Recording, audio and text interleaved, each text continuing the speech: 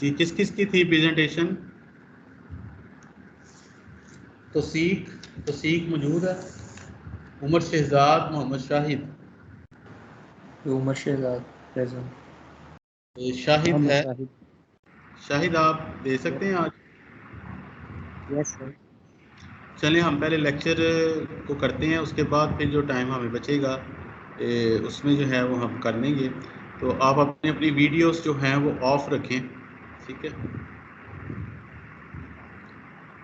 Okay, तो मैं बात कर रहा था कि हमने स्टार्ट करना है चैप्टर नंबर 2 स्कॉट फोगलर की बुक से। The title of the chapter is conversion and reactor sizing. तो ये बड़ा इंपॉर्टेंट है कि हम डायरेक्ट जो है ना अब रिएक्टर साइजिंग की तरफ जा रहे हैं। एक्चुअली रिएक्टर साइजिंग का मतलब क्या है? पहला तो कॉन्सेप्ट है कन्वर्जन का, कि कन्वर्जन क्या होती है। तो ये आई थिंक आप लोगों को पहले से इसका आइडिया होगा कि जब एक केमिकल रिएक्शन प्रोसीड होता है तो हमने अगर ये देखना होगा केमिकल रिएक्शन कितना कंप्लीट हुआ है, कितने % कंप्लीट हुआ है, how far a chemical reaction has been proceeded, then we use the quantitative term conversion, कि कितनी कन्वर्जन हुई है। और रिएक्टर साइजिंग, तो रिएक्टर साइजिंग से क्या मुराद है? Design of the reactor. तो केमिकल इंजीनियरिंग में डिजाइन का मतलब साइजिंग होता है। अगर कोई भी आपसे पूछे जी जब हम कहते हैं डिजाइन, केमिकल इंजीनियरिंग डिजाइन का क्या मतलब है, तो measurement and calculation of the dimensions of the equipment is called design, is called sizing. जिस तरह अगर आप डिस्टिलेशन कॉलम को डिजाइन करना है तो आप नंबर ऑफ प्लेट्स कैलकुलेट करते हैं। अगर हीट एक्सचेंजर को डिजाइन करना है तो आप क्या चीज कैलकुलेट करते हैं बेटा? क्वेश्चन है आप सबसे।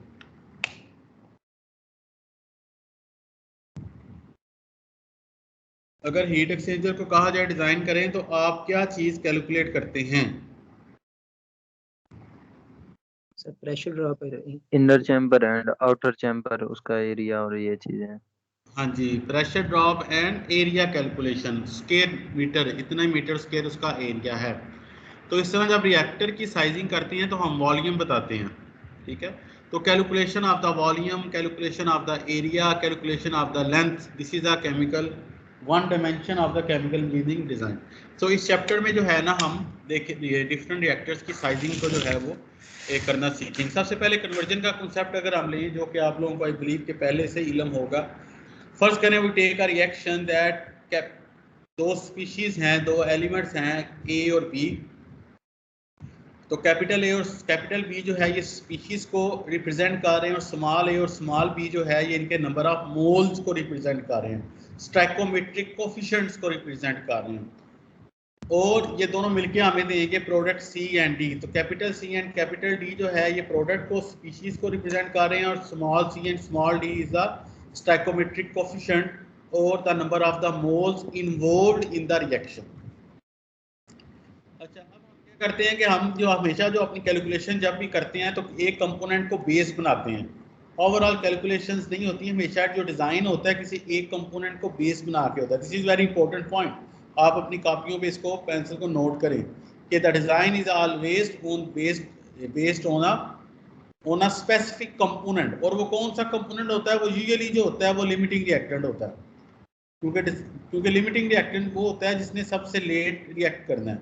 तो डिज़ाइन जो होता है वो लिमिटिंग रिएक्टेंट की बेस पे होता है।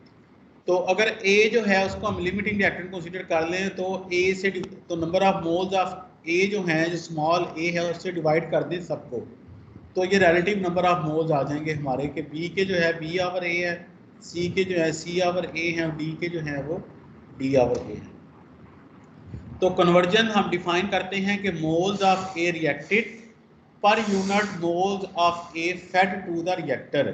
कि अगर जो है एक रिएक्टर अगर है तो रिएक्टर में इनिशियली कितने नंबर ऑफ मोल्स को फेड किया गया था और कितने नंबर ऑफ मोल्स डेड। शुरू में अगर हम कहें कि 10 नंबर ऑफ मोल्स जो थे वो प्रेजेंट थे, और इसमें से जो है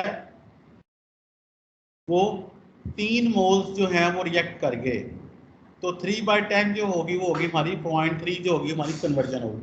तो कन्वर्जन का कंसेप्ट जो है दैट इज़ वेरी इंपॉर्टेंट। इसलिए जब आप अगर आप फोगलर की बुक का चैप्टर नंबर 2 स्टार्ट करेंगे, पढ़ेंगे, तो वो आपको जो है वो कन्वर्जन की डेफिनेशन जो है वो पहले देगा।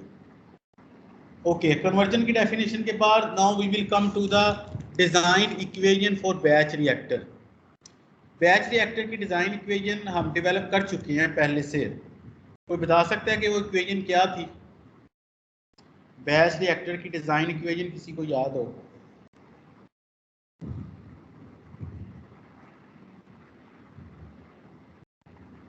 एनीवन? बैच रिएक्टर की डिज़ाइन इक्वेशन।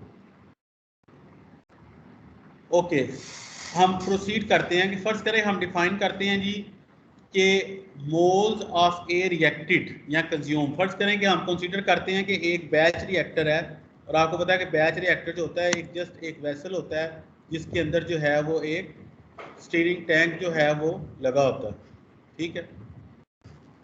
तो इसमें अगर हम initially number of moles fed करें Na naught, Na naught is the moles of A fed, यानी इनिशियली जितने मोल्स A के जो है वो रिएक्टर में बढ़े गए, इसको मल्टीप्लाई करें हम moles of A reacted divided by moles of A fade.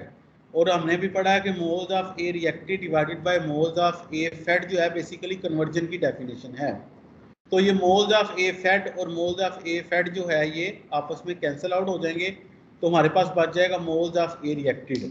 सो मोल, तो बेसिकली ये आपको एक फार्मूला बता रहा है कि अगर हमने ये देखना है कितने मोल्स रिएक्ट हुए हैं बैच रिएक्टर में, मोल्स ऑफ ए रिएक्टेड या कंज्यूम, तो बेसिकली हम Na नोड को मल्टीप्लाई करेंगे x के साथ, where Na naught is the initial number of moles. First करें इनिशियल नंबर ऑफ मोल्स 10 थे और इसकी कन्वर्जन जो थी वो 0.3 थी, तो हम 10 को 0.3 से मल्टीप्लाई कर देंगे तो हमारे पास आ जाएगा मोल्स रिएक्टेड।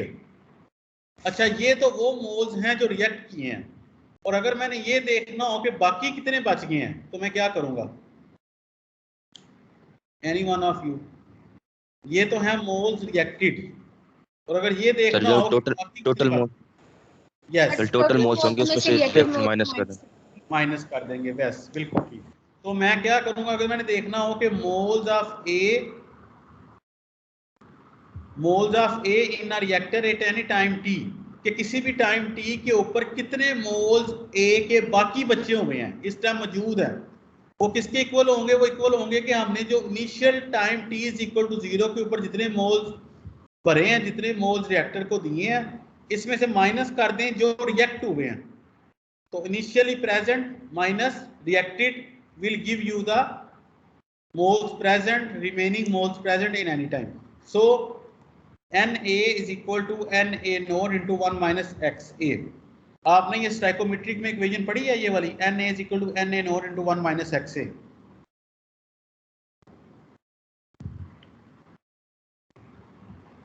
स्टाइकोमेट्री में कभी ये इक्वेशन आपने देखी है? यस सर, पढ़ी हुई है, ठीक है ना। तो ये है Na number of moles present of A present in any time, that is equal to Na node into 1 minus Xa.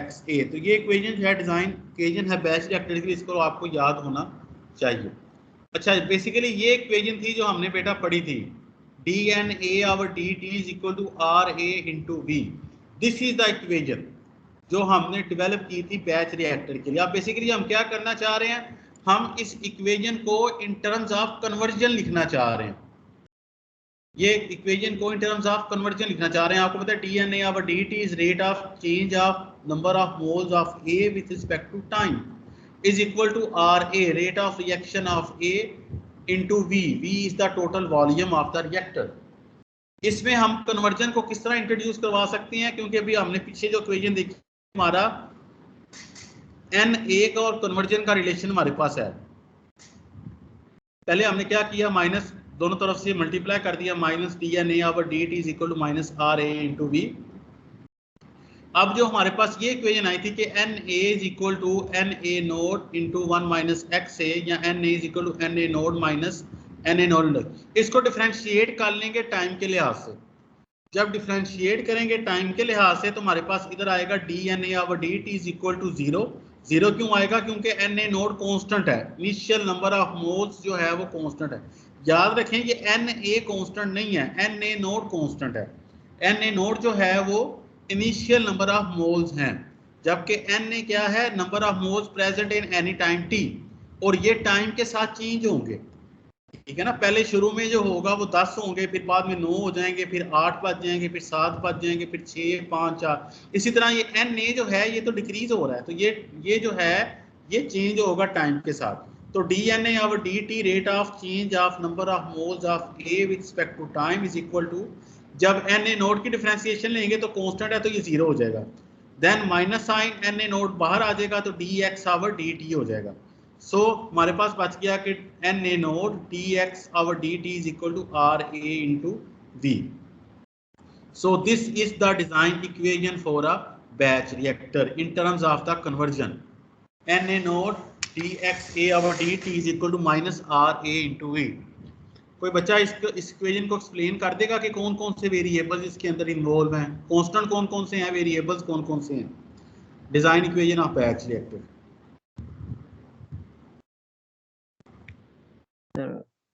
Na not जो है वो हमारे पास कांस्टेंट है और dx और dt ये हमारे पास वेरिएबल है कि कितनी कन्वर्जन हो रही है। और जो हमारे पास रिएक्शन और जो V है वो हमारे पास वॉल्यूम है तकरीबन, वो भी कांस्टेंट है।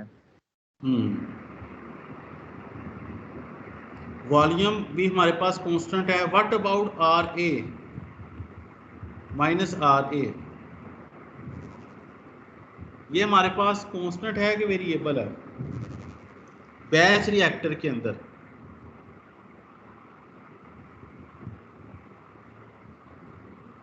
सर ये भी वेरिएबल है, ये वेरिएबल है, टाइम के साथ चेंज होगा। ठीक है, तो अगर हमारे पास ये जो इक्वेशन है, यही इक्वेशन जो हमने भी डिफाइन किया है कि Na naught dx over dt, इसी इक्वेशन को अगर हम is equal to minus RA into V, अब वेरिएबल सेपरेट कर लें, यानी dx जो है वो एक तरफ ले जाएं, dt जो है वो एक तरफ कर लें। ठीक है, उसके बाद जो है इसके ऊपर लिमिट्स ऑफ इंटीग्रेशन लगाएं। टाइम लेफ्ट हैंड साइड पे जो वेरिएबल है वो है टाइम, और राइट हैंड साइड पे जो वेरिएबल जिसके रिस्पेक्ट से हम इंटीग्रेशन कर रहे हैं dx है, यानी कन्वर्जन। तो पहली लिमिट होगी कि अगर टाइम इज इक्वल टू 0 हो तो कन्वर्जन बेटा कितनी होगी? Time t is equal to 0 के ऊपर कन्वर्जन कितनी है? 0 होगी। 0 कन्वर्जन है, क्योंकि time t is equal to 0 के ऊपर अभी रिएक्शन स्टार्ट नहीं हुआ, तो अभी कन्वर्जन नहीं है। तो ये इनिशियल लिमिट हो जाएगी, लोअर लिमिट हो जाएगी। और अपर लिमिट जो होगी वो जनरल होगी कि किसी भी टाइम t के ऊपर जो कन्वर्जन होगी हमारे x अचीव होगी, ये जनरल लिमिट होगी हमारे पास। ठीक है, तो जब इसको सोल्व करेंगे तो हमारे पास आ जाएगा कि t, क्योंकि इधर इसको सोल्व करेंगे dt तो ये t बन जाएगा, लिमिट अप्लाई करेंगे तो यहाँ टाइम आ जाएगा। t is equal to Na naught, Na naught क्योंकि कांस्टेंट है इसलिए इसको इंटीग्रेशन साइन के बाहर लिख लिया, and integration sign 0 to x dx our minus RA into V. So this is the design equation for a batch reactor. Final design equation for a batch reactor in terms of the conversion. कि अगर हमने देखना है कि अगर एक reaction हो रहा है, A कंज्यूम हो रहा है, और हमने बेसिकली 0 से x मीन कि हम स्पेसिफिक कन्वर्जन के लिए देखेंगे कि कितना टाइम रिक्वायर्ड है। अगर हम ये चाहते हैं कि हम देखें कि जी टाइम कैलकुलेट करें जब A जो है वो 80% कन्वर्ट हो चुका है, या कहा जाएगा कि calculate the time required to convert 80% of the reactant A, तो कन्वर्जन की वैल्यू हमारे पास क्या हो जाएगी? 0.8। ठीक है ना, तो इसको मैं इंटीग्रेट करूंगा 0 से लेकर 0.8 तक, कन्वर्जन हमें दे दी गई। तो फिर मैं इस इंटीग्रेशन को सोल्व करूंगा, मैं टाइम कैलकुलेट कर लूंगा जी कि 1 घंटा चाहिए, 1.5 घंटा चाहिए हमें इतनी कन्वर्जन अचीव करने के लिए। अच्छा, आपसे मेरा ये क्वेश्चन है कि इस इंटीग्रेशन को सोल्व करने के लिए मुझे क्या करना होगा?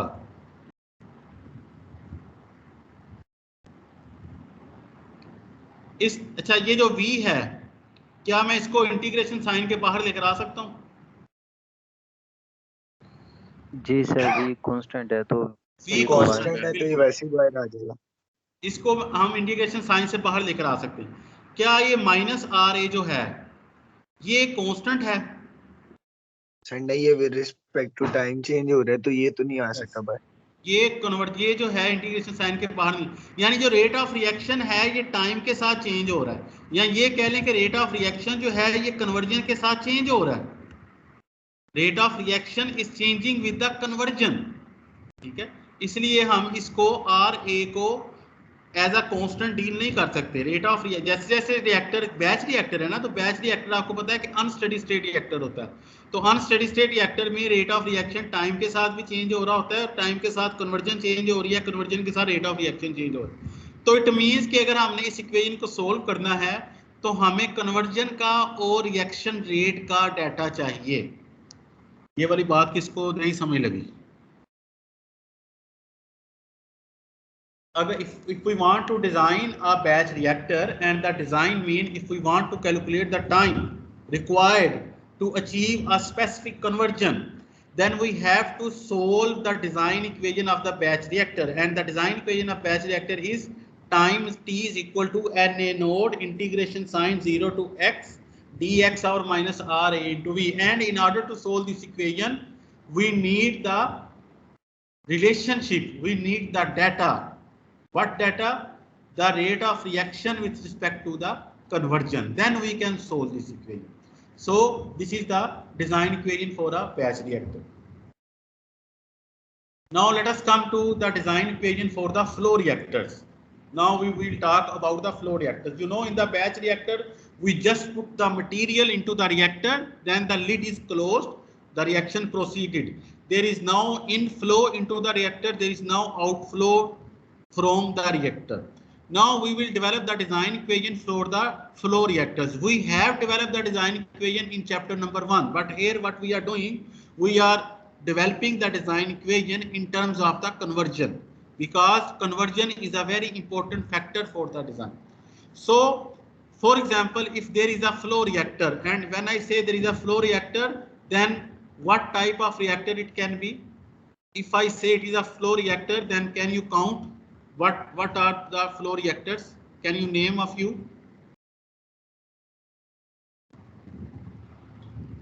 CSTR हो जाता है, प्लग होता है, packed reactor, continuously tank reactors. Yes. So when we talk the flow reactor, it mean it could be CSTR, continuous flow, continuous steering flow reactors, ठीक है, or it can be plug flow reactor, or it can be packed bed reactor.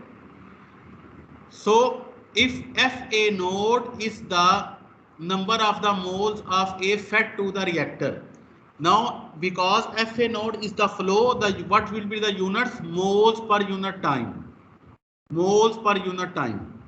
ठीक है, FA node is the moles per unit time, and X is the conversion of A.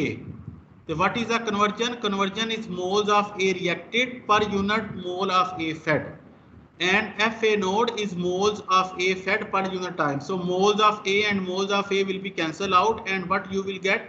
You will get moles of A reacted per unit time.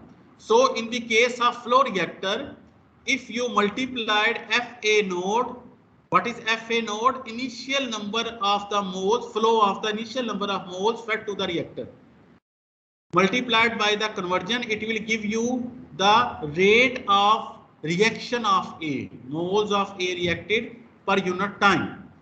अच्छा, ये वो हैं जो moles of A reacted per unit time है, और अगर हमने ये देखना है कि बाकी कितने बचे हुए हैं, तो हम क्या करेंगे? हम initial number of moles fed से इसको माइनस कर देंगे। सो अगर हमने ये देखना है कि मोल्स ऑफ ए,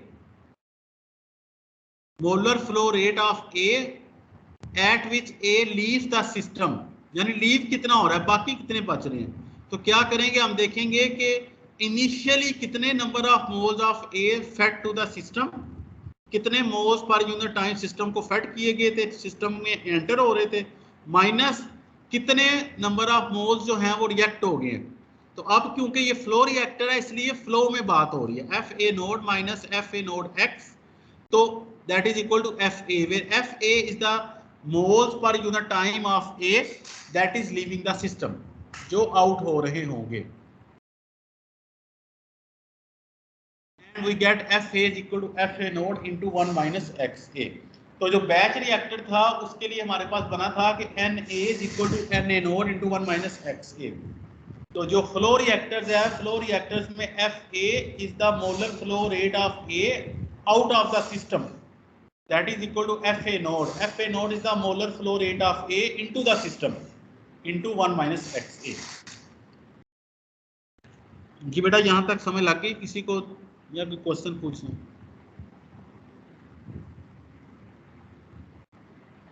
तो समझ आ गई। यहाँ तक क्वेश्चन पूछना।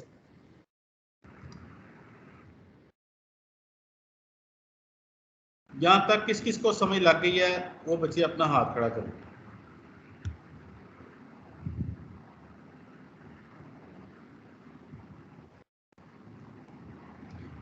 जी गुड हो गया। सुमर को, अम्मार, अब्दुल कयूम, फातिमा, आमिर और अफजाल और साजिद, नमरा, मुनीब, शाहिद। ठीक है बेटा, गुड हो गया। ठीक है, अपने हैंड डाउन कर लें बेटा।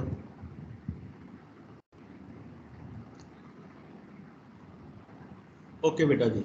सो this is a flow equation. So next हम प्रोसीड करें कि एफ ए नोड, ये भी आपने स्टाइकोमेट्रिक में बेसिक इक्वेशन पढ़ी होगी कि अगर फ्लो रेट कैलकुलेट करना है तो flow rate F A node is equal to C A node into V node.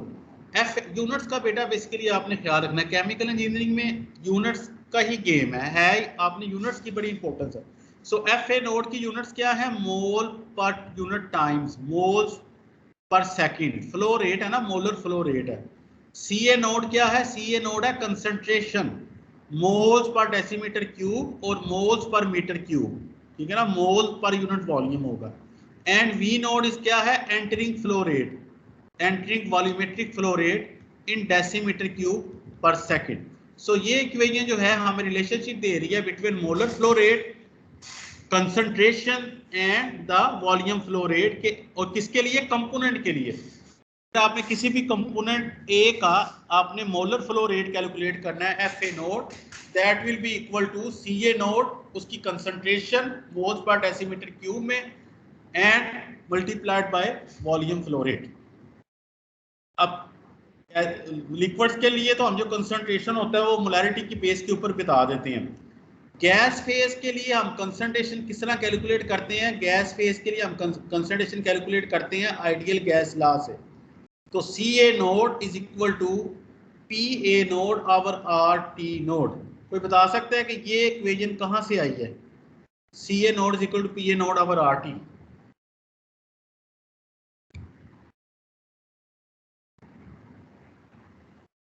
ये ideal gas, this is yes, this is PV is equal to NRT.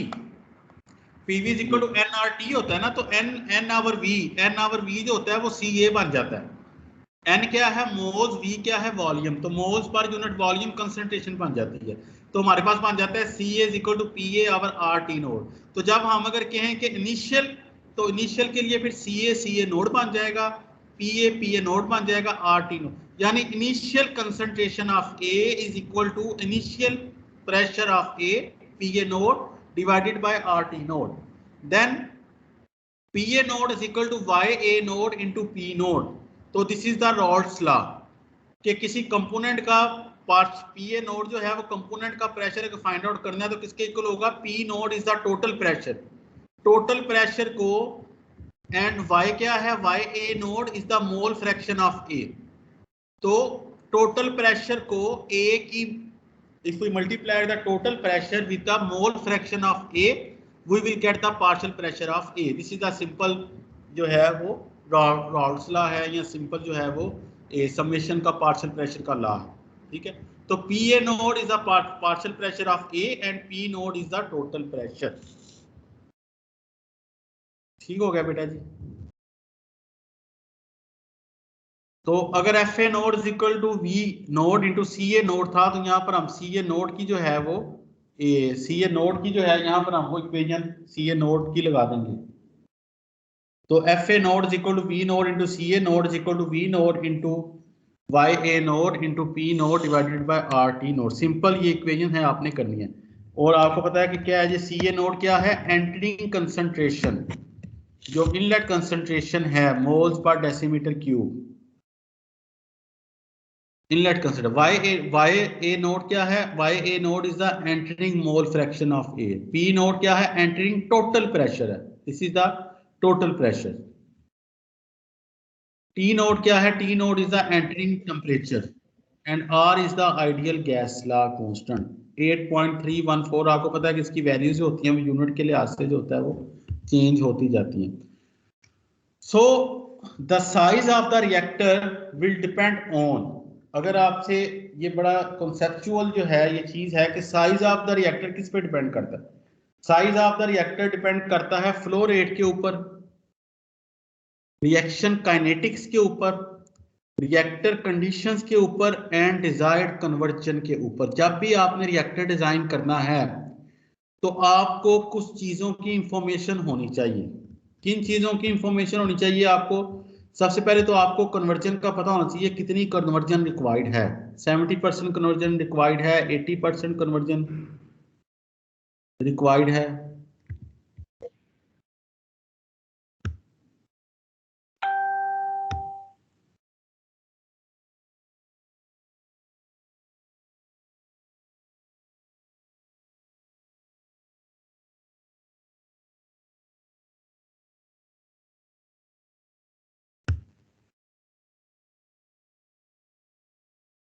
जी बेटा, आपको आवाज आ रही है?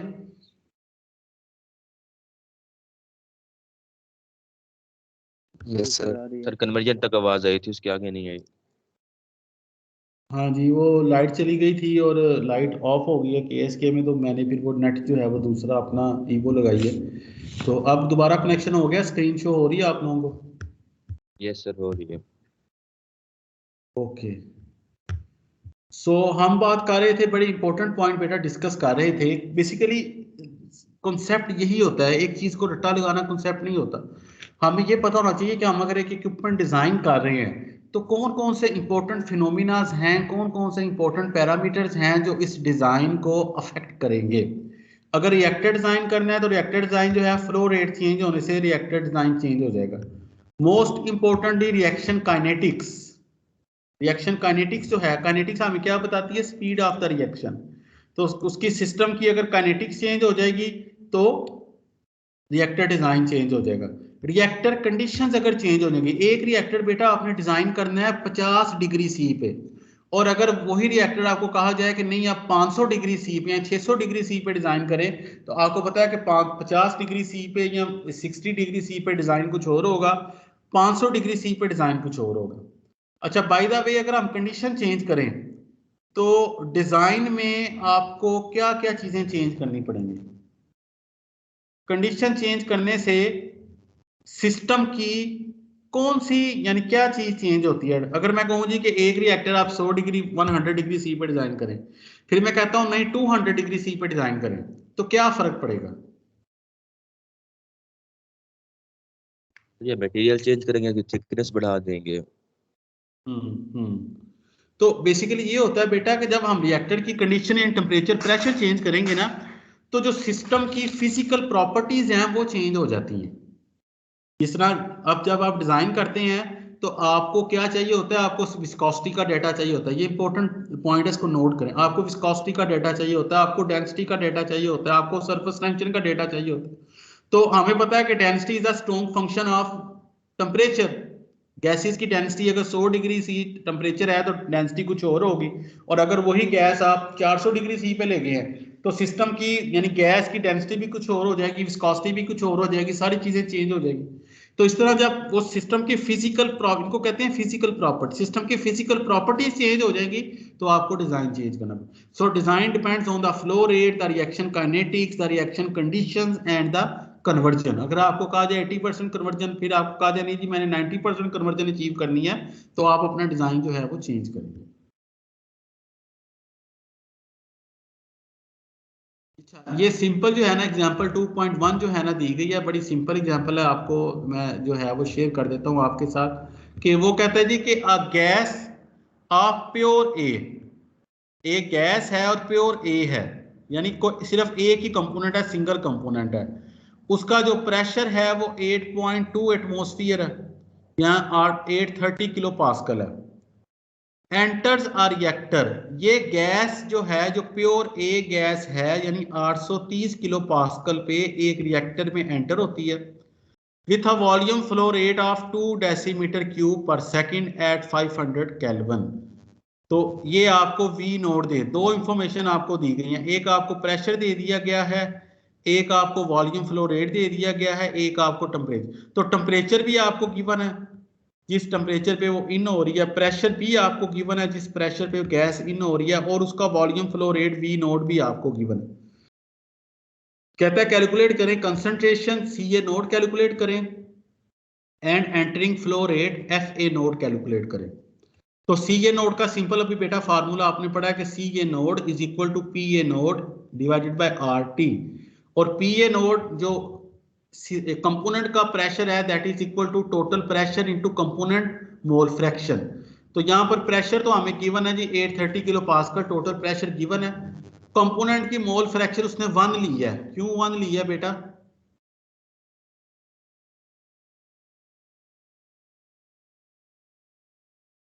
कंपोनेंट की मोल फ्रैक्शन 1 क्यों लिया है बेटा? एक ही कंपोनेंट है मेरे पास। यस, प्योर है ना, एक ही कंपोनेंट।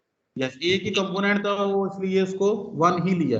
इनिशियल प्रेशर भी गिवन है और इनिशियल टेम्परेचर भी गिवन है। आर की वैल्यू यूनिट्स का बेटा आपने ख्याल रखना है, अगर मैं न्यूमेरिकल में यूनिट चेंज रख दूंगा तो आपने 8.31 नहीं यूज करना, आपने आर की वैल्यू हमेशा जो है, आपको पता है ये कॉन्सेप्ट आपको क्लियर होना चाहिए, आपने स्टैइकोमेट्री में कैलकुलेशन बहुत ज्यादा की होंगी कि आर की वो वाली वैल्यू यूज करनी है जो जिसकी यूनिट्स जो है वो कंसिस्टेंट है। तो फार्मूला लगा के सिंपल CA नोड कैलकुलेट कर लिया, दैट इज 0.2 मोल पर डेसीमीटर क्यूब। तो FA नोड किसके इक्वल होता है? FA naught is CA node into V node. तो V नोड भी हमें गिवन है, तो CA नोड जो थी वो मोल पर डेसीमीटर क्यूब में थी और V नोड जो था वो डेसीमीटर क्यूब पर सेकंड में था। तो हमारे पास initial flow rate of A आ जाएगा 0.4 मोल पर सेकंड। तो गैस था, तो बेसिकली ये एक सिंपल एग्जांपल थी कि हम अगर हमें एक गैस जो रिएक्टर के अंदर इन हो रही है उसका टेम्परेचर प्रेशर का डाटा गिवन हो, तो हम उसकी कंसंट्रेशन और उसका फ्लो रेट जो है वो कैलकुलेट कर सकते हैं। And this is just a simple application of the ideal gas law. This is PV is equal to nRT, nothing. Okay, come to the design equation for the CSTR. Now we will study the design equation for the CSTR. CSTR के लिए अगर आपको याद हो तो हमने design equation develop की हुई है कि V is equal to FA naught minus F over minus RA। That is कि अगर एक CSTR एक रिएक्टर है, कंटिन्यूस स्टीरर टैंक रिएक्टर है, जिसमें FA नोड क्या चीज है? FA naught is the initial number of moles of A fed to the reactor, और FA क्या चीज है कि रिएक्शन होने के बाद FA जो outer flow rate of A है। ठीक है, सो this is the CSTR model. तो वॉल्यूम V रिक्वायर्ड, कितना वॉल्यूम रिक्वायर्ड होगा, हमने साइजिंग करनी है ना, डिजाइन करना है CSTR का। तो CSTR का डिजाइन या CSTR का वॉल्यूम का फार्मूला क्या है, डिजाइन इक्वेशन क्या है कि V is equal to FA naught minus F over minus RA। अब हम क्या कर रहे हैं कि ये FA को हमने भी पीछे डेवलप किया कि FA is equal to FA naught minus FA naught into X। तो ये पुट कर देंगे तो हमारे पास ये फाइनल सिंपल इक्वेशन आ जाएगी। And this is the design equation for the CSTR in terms of conversion. V is equal to FA naught into X divided by minus RA exit. अब ये आपको CSTR की कैरेक्टरिस्टिक्स याद होनी चाहिए, पता होनी चाहिए। CSTR की कैरेक्टरिस्टिक क्या होती है बेटा कि परफेक्ट मिक्सिंग होती है। जब परफेक्ट मिक्सिंग होती है तो हमने एजम्पशन लिया हुआ है कि एग्जिट के ऊपर वही कंडीशंस हैं जो रिएक्टर के अंदर हैं, तो इसलिए उसने माइनस RA एग्जिट के ऊपर कह रहा है कि रेट ऑफ रिएक्शन एग्जिट के ऊपर। तो बेसिकली ये वही रेट ऑफ रिएक्शन होगा जो रिएक्टर के अंदर हो रहा है, और हमने कहा था कि परफेक्ट मिक्सिंग की वजह से ये यूनिफॉर्म है। तो कोई बताएगा डेफिनेशन के यूनिफॉर्मिटी का क्या मतलब हमने लिया था लास्ट लेक्चर में? What is the meaning of uniformity? Sir perfect mixing. Yes, perfect mixing. Anyone other? Majeed इसको composition same at every point. Yes, composition is same at every point. Temperature is same in the space at every point. In the space means inside the reactor. यानी जो variables हैं वो perfect mixing की वजह से inside the reactor her point पे same है। Position के साथ जब चीजें चेंज ना, स्टेडी स्टेट का कॉन्सेप्ट है टाइम के साथ, यूनिफॉर्मिटी का कॉन्सेप्ट है पोजीशन के साथ, पोजीशन के साथ चीजें चेंज ना हो। तो ये आर ए की वैल्यू जो होती है CSTR में हर जगह पर सेम होती है और वही एग्जिट पे होती है। सो this is the design equation for CSTR। कुछ चीजें आपको जो है ना वो रट्टा होनी चाहिए, आपको रट्टे से मुराद के पक्की आपकी फिंगर टिप्स पे होनी चाहिए। तो ये जो डिजाइन इक्वेशन फॉर CSTR है ये भी आपकी फिंगर टिप्स पे होनी चाहिए कि V is equal to FA naught X over minus RA। ठीक है जी। और इस तरह हमने पीछे जो design equation for the batch reactor पड़ी थी वो भी आपको याद होनी चाहिए। क्या थी जी, कोई बताएगा? जो हमने पिछली स्लाइड पे जो design equation for the batch reactor हमने पढ़ी थी क्या थी? T इज इक्वल टू किसने लिखी है? T is equal to NA naught integration 0 to x dx over minus RAV। Yes, very good बेटा, वेरी गुड। सो अच्छा, अब इसमें एक और पॉइंट बेटा जरा देखें, गौर करें, सोचा करें ना चीजों को, कि वो बैच रिएक्टर था उसमें हम कैलकुलेट कर रहे थे टाइम, और ये फ्लो रिएक्टर है और इसमें हम कैलकुलेट कर रहे हैं वॉल्यूम। ये देखिए, आपने फर्क जरा थोड़ा सा अंडरस्टैंड किया, जरा चीजों को, इक्वेशंस को ना जरा एनालाइज किया करें। कोग्निटिव लेवल है ना हमारे OBE में जो आउटकम बेस्ड एजुकेशन है, कि एक तो है जिस चीज को रट्टा लगा लेना, सीख देख लेना, डिस्क्राइब कर देना, और एक होता है कि उसका एनालिसिस करना, उसके पैरामीटर्स के ऊपर गौर करना। तो देखिए, जो design equation of the batch reactor थी उसमें हम टाइम कैलकुलेट कर रहे थे। क्यों? क्योंकि बैच रिएक्टर के अंदर हमें टाइम रिक्वायर्ड होता है। We are interested in calculation of the time for a specific conversion. हम कहेंगे कि जी बैच रिएक्टर में हमें ये 80% कन्वर्जन चाहिए, तो बताएं 80% कन्वर्जन जो है वो कितने टाइम में अचीव हो जाएगी। लेकिन जो फ्लो रिएक्टर्स होते हैं इनमें हमें वॉल्यूम चाहिए होता है, कि हमने अगर फॉर एग्जांपल 70% या 80% कन्वर्जन लेनी है तो बताएं CSTR में कितना बड़ा लगाऊंगा या कितना छोटा लगाऊंगा, मीन कितना वॉल्यूम चाहिए होगा। तो वो बैच रिएक्टर था, ये फ्लो रिएक्टर्स है, and we are interested in the volume. अच्छा, जितना वॉल्यूम मैं बढ़ाता जाऊंगा तो कन्वर्जन कम होती जाएगी कि बढ़ती जाएगी?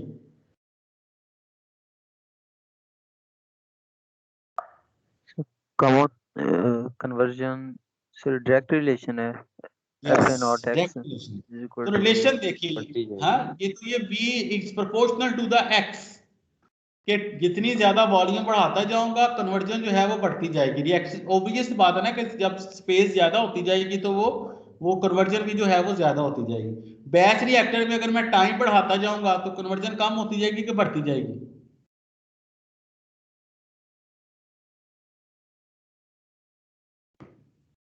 ऑब्वियसली वॉल्यूम कन्वर्जन बढ़ती जाएगी। ठीक है।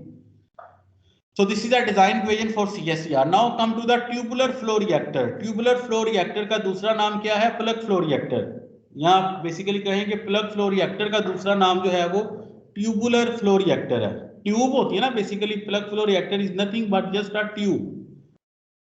ओके, अगर आपको याद हो तो हमने ट्यूबुलर फ्लो या प्लग फ्लो रिएक्टर के लिए डिजाइन इक्वेशन डेवलप कर चुके हैं। यहाँ हम दोबारा क्यों कर रहे हैं? बेसिकली अब हम कन्वर्जन को लेकर आ रहे हैं बीच में। जैसे कि शुरू में हमने देखा कि चैप्टर नंबर 2 जो फोगलर की बुक का है, इस चैप्टर का जो टाइटल ही यही है कि कन्वर्जन एंड रिएक्टर साइजिंग, क्योंकि रिएक्टर साइजिंग जो है वो डिपेंड कर रही है कन्वर्जन।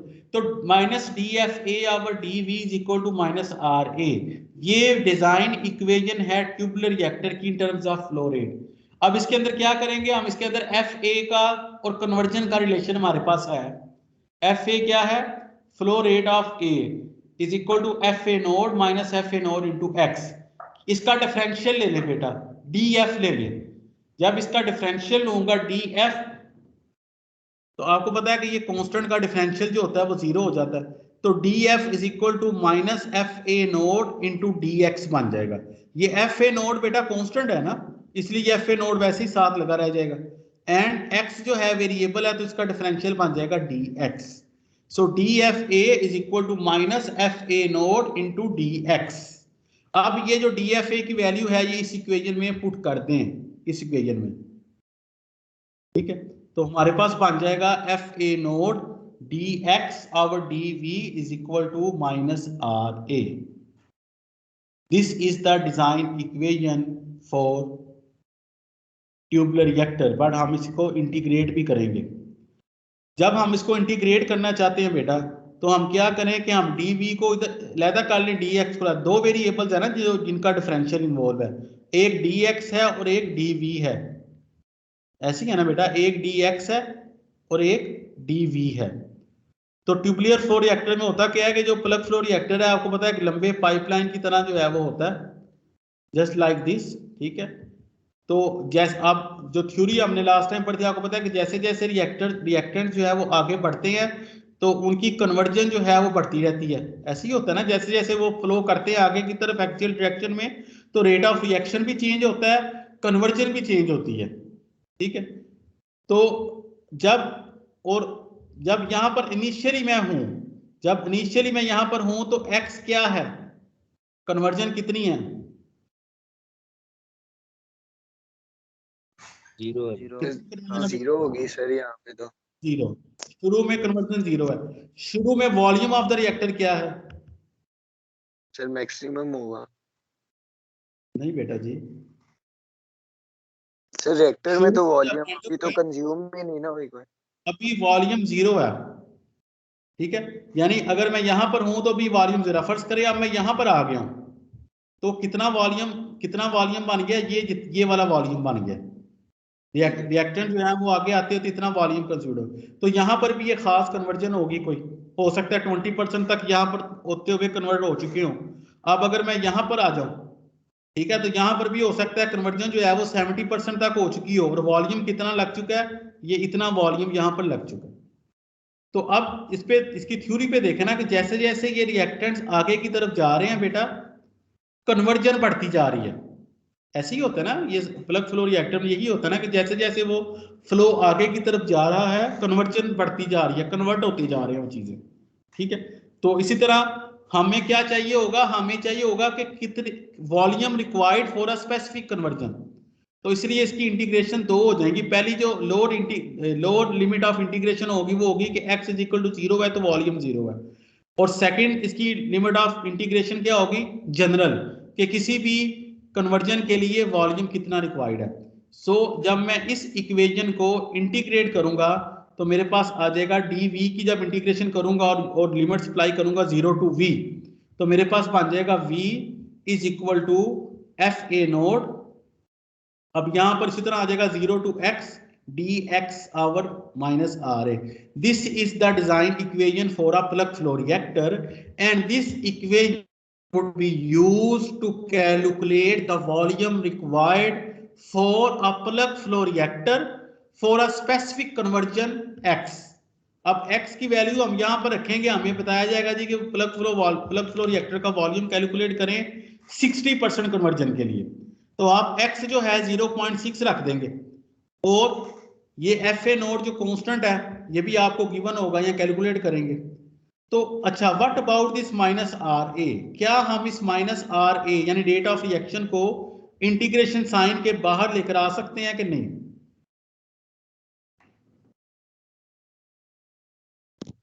चेंज हो रहा है तो ये तो नहीं आएगा। नहीं सर नहीं लेगा। ये क्या, ये रेट ऑफ रिएक्शन कन्वर्जन के साथ चेंज हो रहा है, जैसे जैसे फ्लूइड, जैसे जैसे रिएक्टेंट आगे की तरफ बढ़ रहे हैं तो कन्वर्जन चेंज हो रही है कि नहीं हो रही, पहले तो ये बताएं। सर हो हो रही रही है। है सर। चेंज ठीक हो है ना, रही है। जैसे जैसे आगे की तरफ बढ़ते जा रहे हैं कन्वर्ट होता जा रहा है, कन्वर्जन बढ़ती जा रही है, रेट ऑफ रिएक्शन भी चेंज होता जाएगा। So rate of reaction is a function of conversion, so we can not took out this rate of reaction outside this integration sign. By the way, अगर मैं इसको outside integration sign ले लूं तो ये इंटीग्रेशन तो सिंपली सोल्व हो जाएगी, x आ जाएगा, ऐसे ही है ना। अगर ये माइनस आर ए मैं आउटसाइड इंटीग्रेशन साइन ले लूं तो dx की इंटीग्रेशन सिंपल x हो जाएगी, ठीक है। और अगर x हो जाएगी और 60% है तो सिंपल आ जाए, तो इट मींस कि अगर मैं इसको out of the integration sign ले दूं तो ये इंटीग्रेशन सोल्व हो जाएगी। लेकिन नहीं, मैं इस प्रॉब्लम क्या है, अब यही प्रॉब्लम आता है केमिकल इंजीनियर को कि अब इस rate of reaction are A को मैं इंटीग्रेशन साइन के बाहर नहीं लेकर जा सकता। जब नहीं लेकर जा सकते तो अब इस इंटीग्रेशन को सोल्व करना है, व्हाट वी नीड। तो मैंने अभी क्या बताया था आपको, क्या चाहिए होगा इस इंटीग्रेशन को सोल्व करने के लिए, आपको क्या चाहिए, Sir, rate of reaction with respect to conversion. Yes, yes, excellent. So we need the data और we need a relation. यहाँ आपको मैथमेटिकल डाटा चाहिए या मैथमेटिकल रिलेशन चाहिए, किसका? रेट ऑफ रिएक्शन का और कन्वर्जन का। तब हम इसी इक्वेशन को सोल्व कर सकते हैं, और ये भी हम सीखेंगे भी आगे कि हम इसको किस तरह solve. So this is the design equation for the tubular flow reactor. तो ये बेटा अच्छा, इस डिजाइन इक्वेशन में और CSTR की डिजाइन इक्वेशन में क्या फर्क है? मैथमेटिकली क्या फर्क है?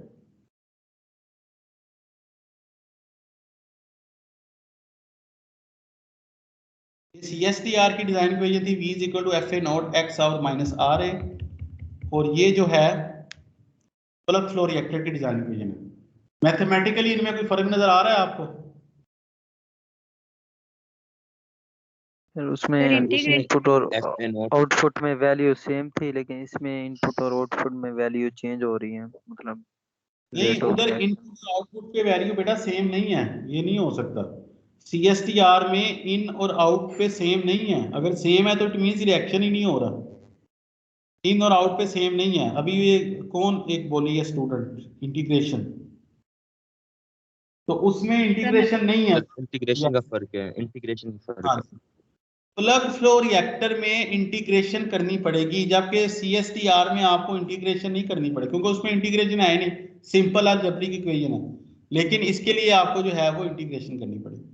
तो इसका मतलब है किसकी कैलकुलेशन आसान हुई, CSTR की या प्लग फ्लो रिएक्टर की? CSTR की। CSTR इसी आ गई बेटा, क्यों ये डिजाइन इक्वेशन आपने प्लग फ्लो रिएक्टर किया। अच्छा, बाय द वे, अगर आपको इंटीग्रेशन का जो कॉन्सेप्ट है उसका अगर पता हो तो कोई आप बता सकते हैं कि प्लग फ्लो रिएक्टर में इंटीग्रेशन क्यों इन्वॉल्व हो गई है?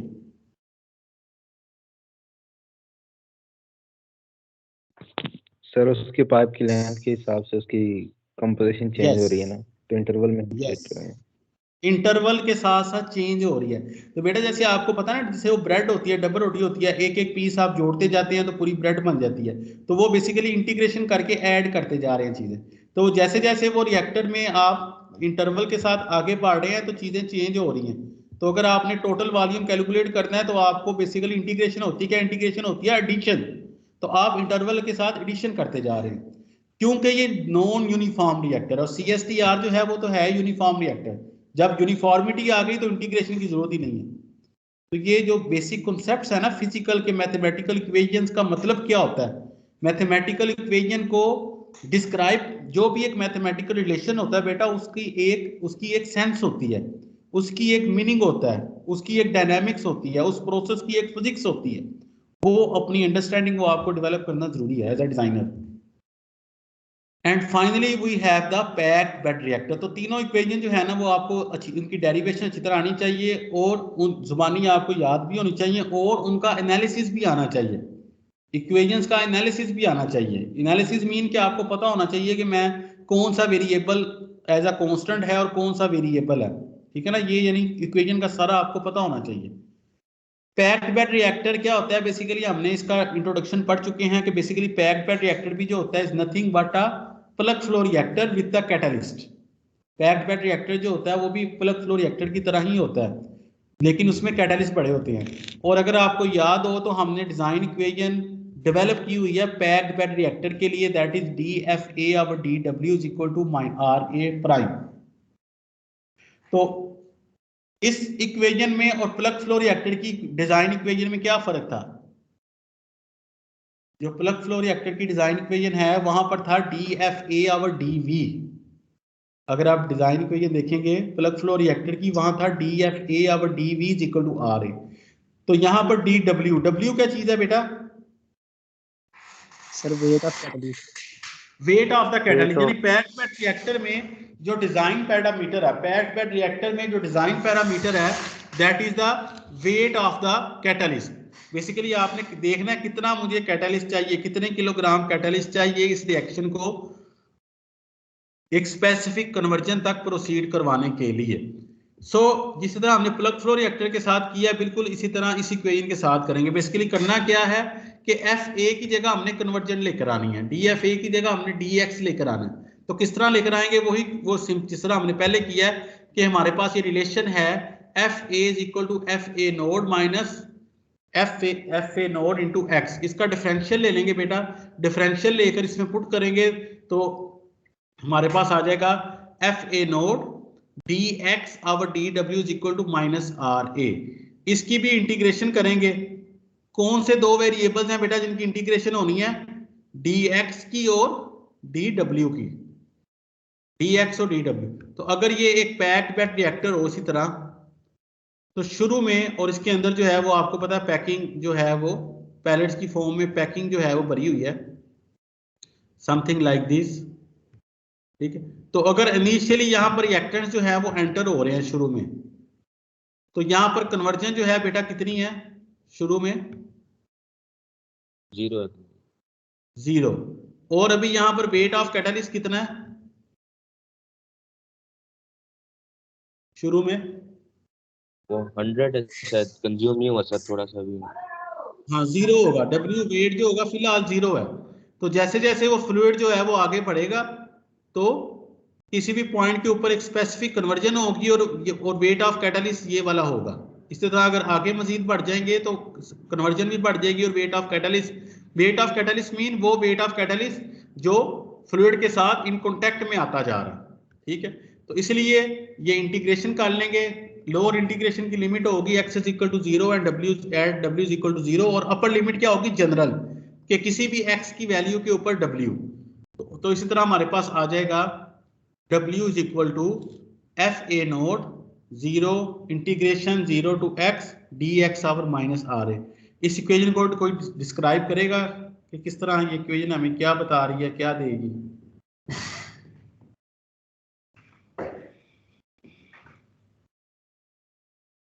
जी बेटा, any one of you? Sir ये इक्वेशन से हमें ये पता चल रहा है कि कैटालिस्ट का जो वेट है वो डिफरेंट इंटरवल्स पे कितना है, मतलब कितनी चेंजिंग आ रही है, कैटालिस्ट कितनी यूटिलाइज हो रही है आहिस्ता आहिस्ता जैसे जैसे हम आगे मूव कर रहे हैं। यस बिल्कुल। तो इस तरह हमें कैटालिस्ट का वेट मिल जाएगा।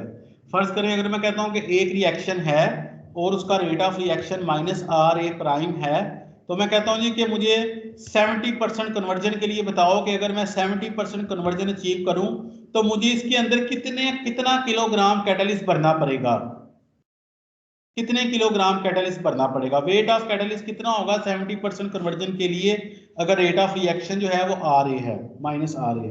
तो मैं कहूंगा, तो मैं design equation of the packed bed reactor use करूंगा कि W is equal to F A naught 0 to x dx over minus, क्या माइनस आर ए को, अच्छा ये एफ ए नोट जो है ये क्या चीज है बेटा?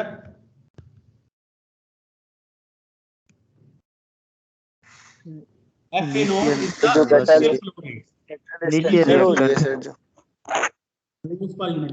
क्या माइनस आर ए को इंटीग्रेशन साइन के बाहर लेकर आ सकता हूं? नो सर, ये नहीं, लेकिन ये कन्वर्जन के साथ चेंज हो रहा है, रिएक्शन के साथ चेंज, क्योंकि अभी हमने पढ़ा पैक्ड बेड रिएक्टर जो है जस्ट प्लग फ्लो रिएक्टर की तरह ही होता है, इसके अंदर कैटालिस्ट भरा होता है।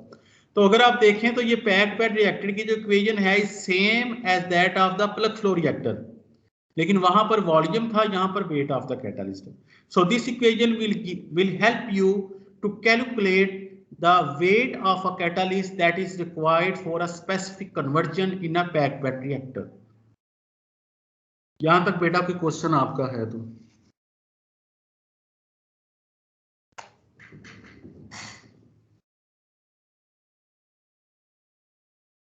किसी का कोई क्वेश्चन बेटा यहां तक?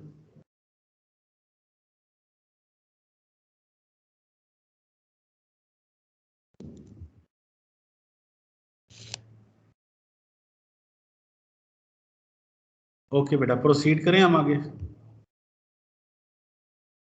Yes sir. सो नेक्स्ट बेटा आ जाता है कि अब ये जो डिजाइन इक्वेशन हमने डेवलप कर ली, तो हम क्योंकि इंजीनियर हैं, इंजीनियर का काम होता है अप्लाई करना, चीजों को डिजाइन करके देना। इंजीनियर जो होता है वो जस्ट हवा में बात नहीं करता कि ये इस तरह हो जाता है, ये इस तरह थ्योरियां नहीं बताता इंजीनियर जो होता है वो प्रैक्टिकली काम करके देता है। आपने इंडस्ट्री में जब जाना है तो वो आपने जो है वो उसको थ्योरियां नहीं, उन्हें आपसे सुनी जी बहुत अच्छी इसकी थ्योरियां हैं, नहीं, करके दिखाना है आपने। एक कॉन्सेप्ट एक जो है वो अप्लाई करके देना। रिएक्टर वहां पर लगे हुए हैं, प्रैक्टिकली आपने चलाना है। पंप वहां पर लगे हुए हैं, हीट एक्सचेंजर्स वहां पर लगे हुए हैं, तो आपका क्या काम है? अगर एक इंडस्ट्री के अंदर सारा कुछ वहां पर लगा हुआ है तो केमिकल इंजीनियर का वहां पर क्या काम होगा? बताएं मुझे शाबाश, इतने ज्यादा केमिकल इंजीनियर यहाँ पर मौजूद हैं ऑनलाइन। सर उनकी प्रोसेसिंग करनी होगी हमें। फिर उनको उनकी प्रोसेसिंग चला करनी के है, दिखाना। चला के दिखाना है, ठीक है। और अच्छा, अब ये जो कह रहे हैं जी चला के दिखाना है, ठीक है। अब मेरा अगला क्वेश्चन ये है कि वो जो डिप्लोमा होल्डर वहां पर हैं वो आप लोगों से बेहतर चला रहे हैं। सर हमारा बात काम तो होता है सच है, डिजाइन करना, मतलब कि डिजाइन तो हो चुका ना, डिजाइन तो हो चुका, डिजाइन होके लग भी गया, प्रॉब्लम डिजाइन जी होके सर। लग भी गया। आ जाती है तो उसमें ये बेटा क्या आती है? ट्रबल शूटिंग को सॉल्व करना, Yes. प्रॉब्लम कोई आ जाता है उसको सॉल्व करना। यस, ट्रबल शूटिंग को भी सोल्व करना, लेकिन ये भी डिप्लोमा होल्डर कर लेगा। वो जो एक डिप्लोमा होल्डर होता है जिसके पास 8-10 साल से जो प्लांट पे काम कर रहा है, बात समझ है ना, एक डिप्लोमा होल्डर है जो उस प्लांट पे 8-10 साल से काम कर रहा है, तो उसको तो पता होगा कि क्या क्या प्रॉब्लम आनी है। ठीक है, जिस तरह आप अगर KSK में रहते हैं या KSK में हम आते हैं तो हमें यहाँ पर 2-3 साल से रह रहे हैं तो हमें पता है यार ये KSK के क्या इश्यूज हैं। तो इसी तरह जब आप वो बंदा जो है जो डिप्लोमा होल्डर है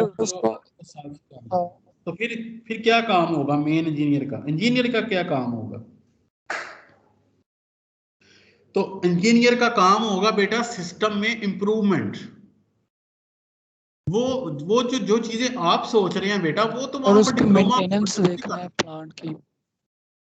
जी बेटा, जो बेटा चीजें आप सोच रहे हैं तो इसका मतलब है कि अभी आप सिर्फ डिप्लोमा लेवल पे हैं। अगर आपने आंसर दिया जी कि प्रोसेसिंग करनी है, तो प्रोसेसिंग यानी इसको चलाना है, तो वो तो इवन के वो जो उन्होंने मैट्रिक पास भी रखा होगा वहां पर वो जो स्वीपर भी होगा वो भी अगर 2 साल 3 साल से वहां कर रहा है उसको भी पता लग जाएगा अच्छा ये बटन इस तरह चलाते हैं, ये कोई आया तो इसको शर्ट बंद कर दिया ये कर।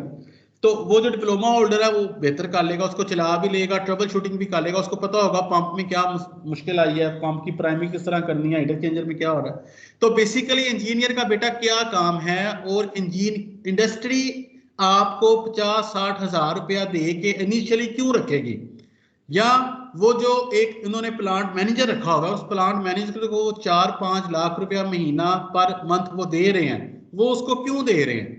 या आप अपनी डिग्री लेकर जब उनके पास जाएंगे कि ये मैं डिग्री करके आया हूं केमिकल इंजीनियरिंग यूटी लाहौर से, तो वो आपसे क्या डिमांड करेंगे? वो आपसे यही डिमांड करेंगे कि आप हमारे सिस्टम में इंप्रूवमेंट क्या लेकर आ सकते हैं।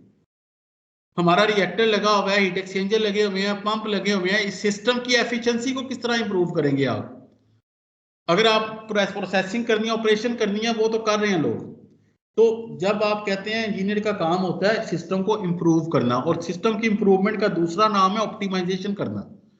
आपने सिस्टम की ऑप्टिमाइजेशन करनी है, आपने ये बताना होगा जी कि ये जो गैस फ्लो रेट है, ये गैस फ्लो रेट जो है आप फॉर एग्जांपल अगर आप 20 फीट क्यूब पर सेकंड दे रहे हैं तो आप बताएंगे कि यार 20 फीट क्यूब पर सेकंड ना भी दो, इसको आप 17 फीट क्यूब पर सेकंड कर दो तो आपका सिस्टम फिर भी चलेगा।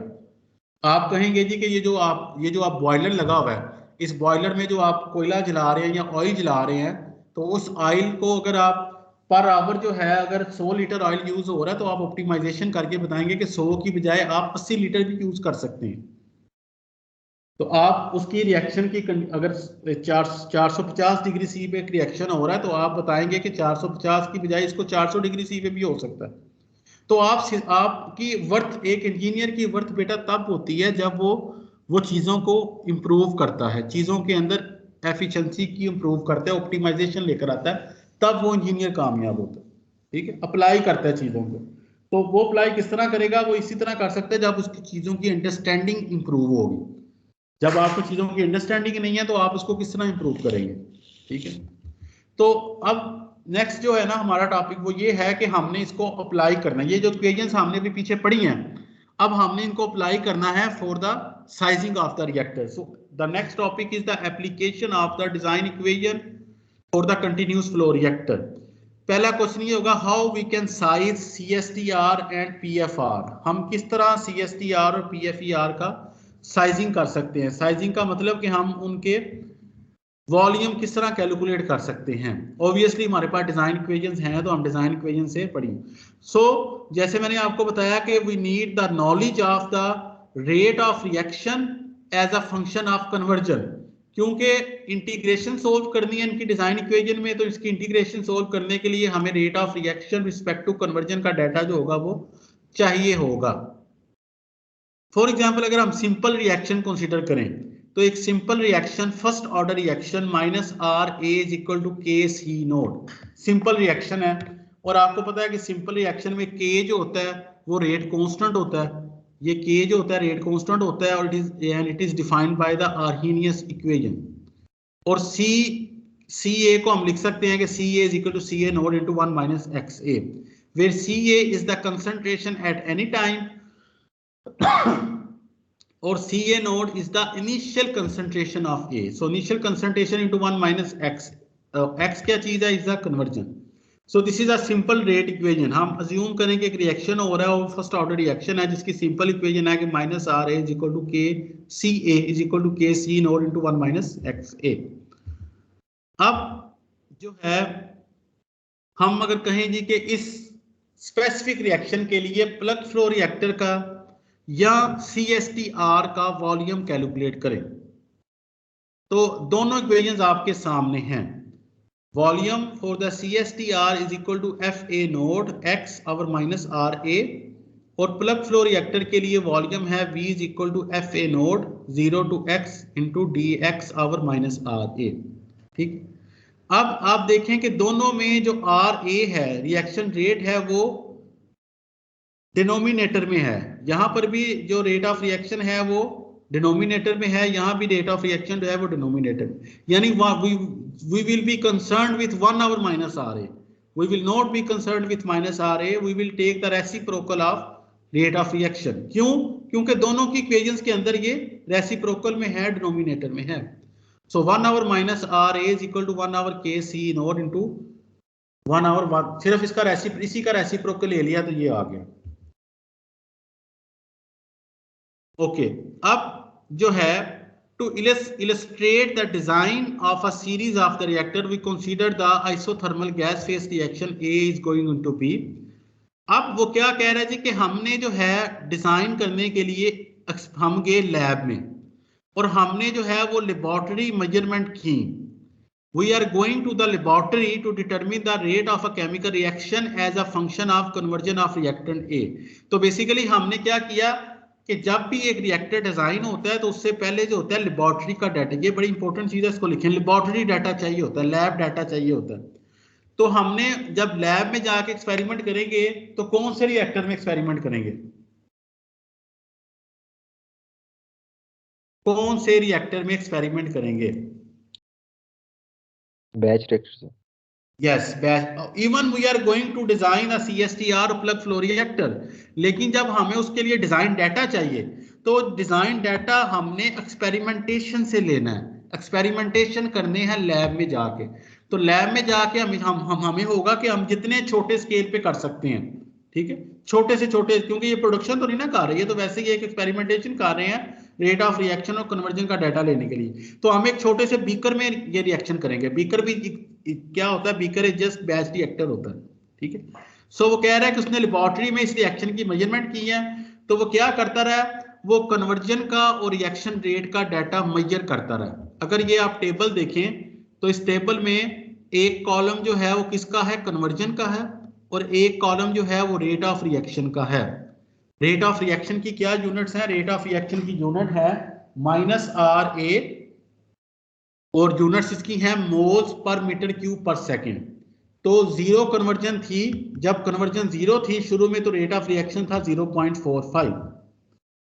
थोड़ा सा रिएक्शन प्रोसीड हुआ, कन्वर्जन हो गई 0.1, तो रेट ऑफ रिएक्शन उस वक्त था 0.37 मोल पर meter cube per second. Similarly वो इस तरह कन्वर्जन को मेजर करता रहा है और रेट ऑफ रिएक्शन को मेजर करता रहा है। कन्वर्जन कहां तक मैक्सिमम उसने कन्वर्जन मेजर किया है? कहां तक कन्वर्जन मेजर किया है मैक्सिमम? 0.8 तक। हाँ 80% कह लें या 0.8 तक कह लें। ठीक है बेटा, इस बात को समझ लगी। और कंडीशन क्या थी, वो कहते हैं जी the laboratory measurement given in table 2.1 show the chemical reaction rate as a function of conversion, the temperature was 500 kelvin, यानी जो जो जो उसने बैच रिएक्टर या बीकर में यूज किया था उसमें जो टेम्परेचर था वो 500 केल्विन था, जो प्रेशर था टोटल 830 किलो पास्कल था, and the initial charge to the reactor was pure A, और प्योर ए जो है वो इनिशियली रिएक्टर के अंदर फिल किया गया था। अगर आप देखें तो ये वही कंडीशन है जो भी हमने पीछे एग्जांपल में पढ़ी है ना, वही कंडीशन है। ठीक है, तो इन कंडीशंस के ऊपर उसने क्या किया कि कन्वर्जन रिएक्टर के अंदर कन्वर्जन भी मेजर करता रहा और साथ साथ रेट ऑफ रिएक्शन भी मेजर करता रहा। यहां पर कोई सवाल आपके जहन में आ रहा है?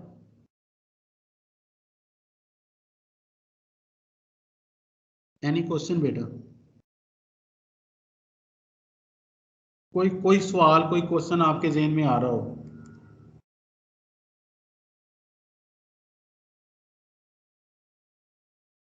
क्या आपके जहन में ये नहीं आ रहा कि किस तरह वो कन्वर्जन को और रेट ऑफ रिएक्शन को मेजर करता रहा? क्या ये सवाल बनता है कि नहीं बनता? जी, कोई बता सकता है कि रेट ऑफ रिएक्शन को और बीकर के अंदर रेट ऑफ रिएक्शन को और बीकर के अंदर कन्वर्जन को वो किस तरह मेजर करता रहा? किस तरह मेजर करते हैं? कोई है डिजाइन डाटा जो उसके पास है उससे जब वो रिएक्शन प्रोसीड करेगा तो उससे मेजर करेगा। हाँ जी, हाँ जी बिल्कुल।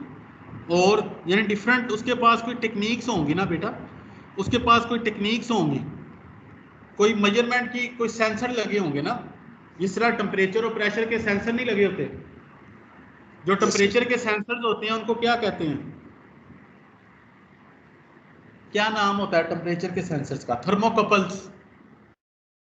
इसी तरह प्रेशर के, इसी तरह कंसंट्रेशन के भी सेंसर होते हैं ना, कि कंसंट्रेशन या कंपोजिशन फाइंड करनी है किसी चीज की कि बीकर के अंदर उसकी कंसंट्रेशन क्या है। ठीक है, तो उसने एक बीकर के अंदर बेटा वो रिएक्शन करवाया लेबोरेटरी के अंदर, और उसने जो है वो कन्वर्जन का और रेट ऑफ रिएक्शन का डाटा ले लिया। अब मुझे बताएं कि यहां तक किसी को बात ना समझ लगी हो। डाटा किस लिए लिया है? क्योंकि बेसिकली एक इंडस्ट्रियल रिएक्टर डिजाइन करना है, CSTR या प्लग फ्लो रिएक्टर डिजाइन करना है, लेकिन उसके लिए जो डाटा चाहिए था वो काइनेटिक डाटा चाहिए था, तो वो उसने लैब में बैच रिएक्टर के अंदर परफॉर्म कर ली।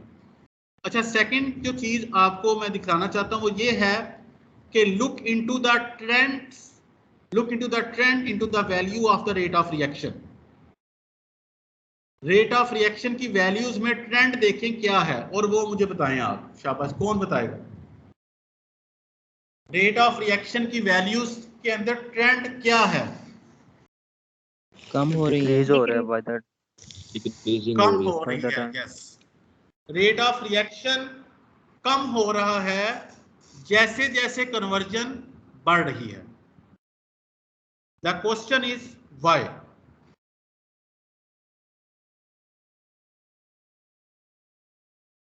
The question is why rate of reaction is going down as the conversion is going up.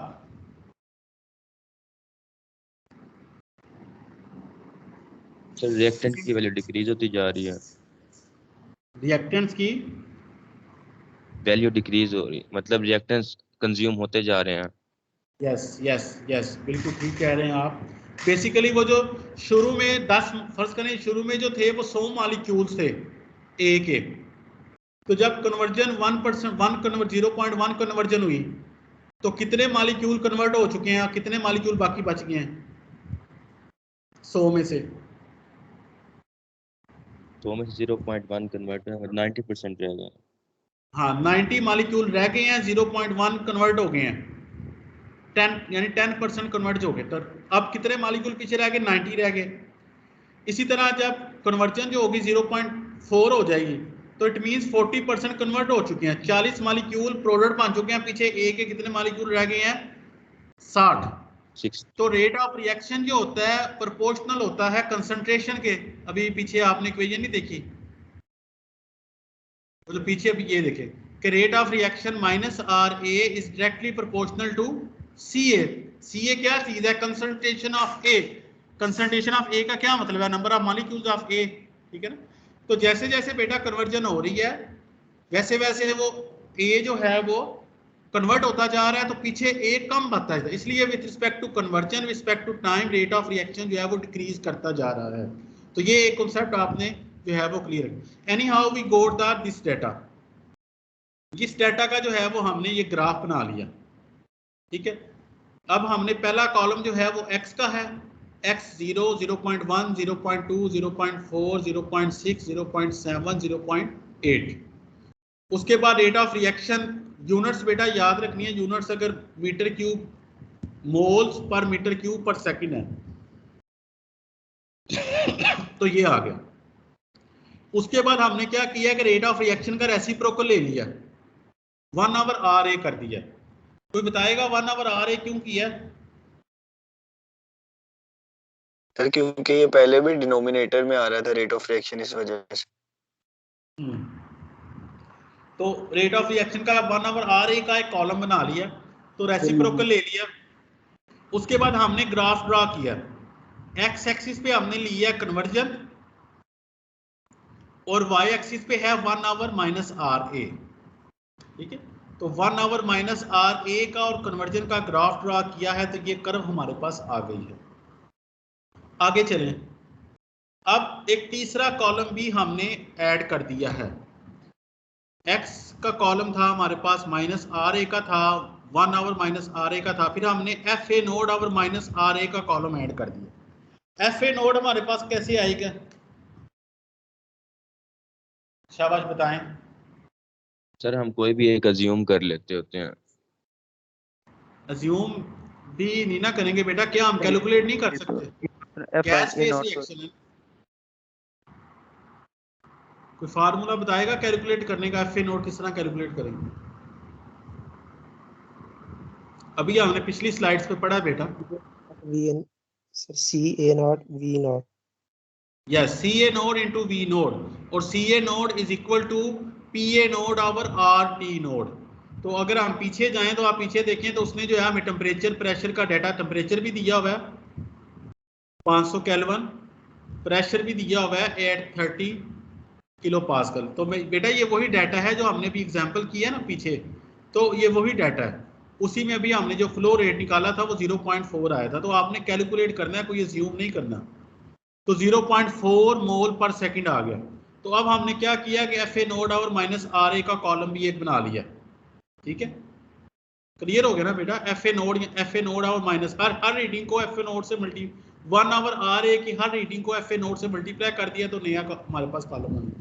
तो अब हम ग्राफ ड्रा करेंगे taking conversion on X and FA node और -RA on the Y axis. तो FA node और -RA conversion का graph draw कर लेंगे, ये डाटा हमारे पास पड़ा हुआ है। तो दिस इज कॉल्ड लीवेंस्पील प्लॉट्स। ये जो लीवेंस्पील है, जिन्होंने ये बुक भी लिखी हुई है आपकी, ऑक्टेव लीवेंस्पील की जो बुक है,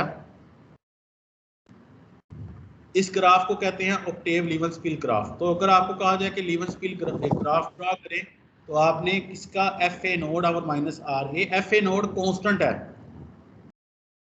और -RA और कन्वर्जन का ग्राफ ड्रा करना।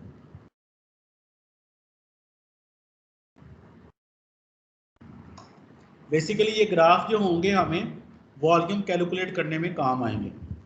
तो कभी किया स्टाइको में आपने इस तरह ये ग्राफ ड्रा?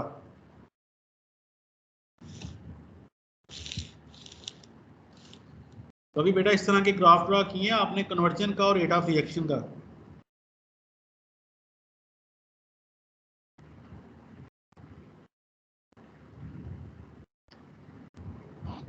यस और नो में कभी? अच्छा, तो ये नई चीज़ है आप लोगों के लिए अब, क्योंकि रिएक्टर डिज़ाइन में आपको इस तरह के ग्राफ हम ड्रा करेंगे।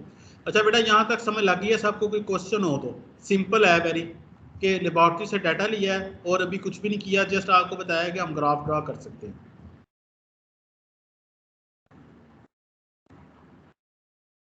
ओके,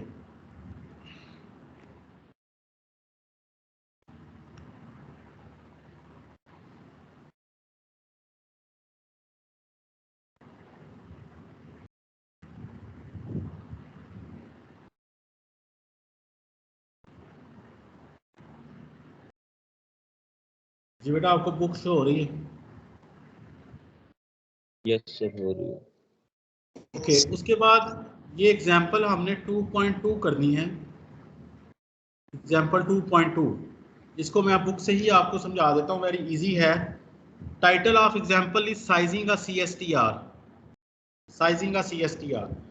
कहते हैं जी the reaction described by the data in table 2.2, और टेबल 2.2 वही टेबल है जो भी हमने देखा है जिसमें x का और 1/r का डाटा है।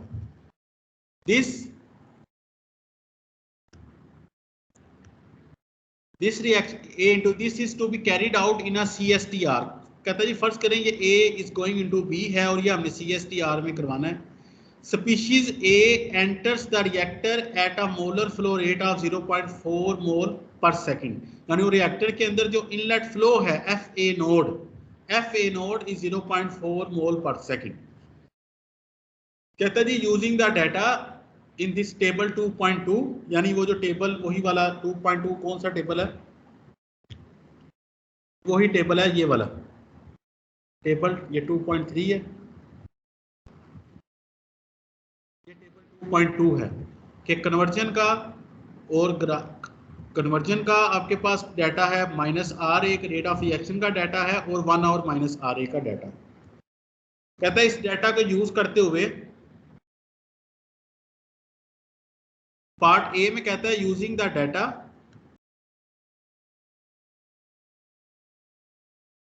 Using the data in either table 2.2 और टेबल 2.3 और फिगर 2.1, ये सेम डाटा है।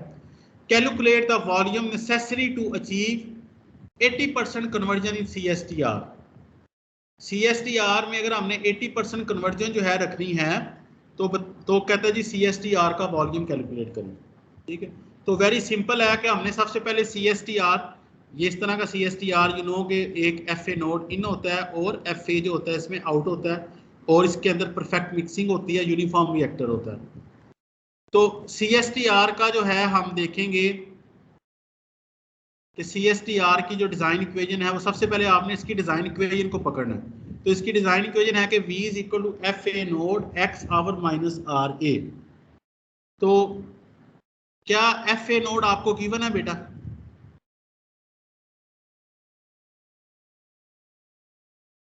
Yes, FA node given, FA node आपको गिवन है 0.4 मोल पर सेकंड। X कन्वर्जन आपको गिवन है,